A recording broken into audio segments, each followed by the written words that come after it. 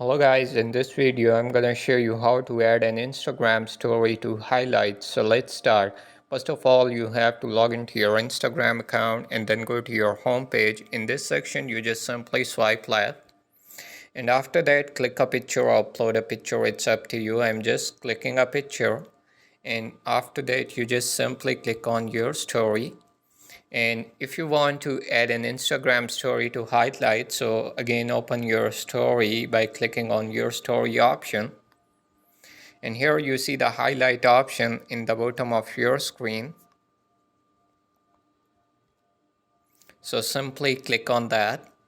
And then if you want to add new highlights or if you want to add to the recent highlights you posted, so it's up to you. So I am just posting this into recent highlights. So that's it. Now you will be able to add an Instagram story to highlights. I hope this video is beneficial for you. If you like the video, do like, share and subscribe our channel.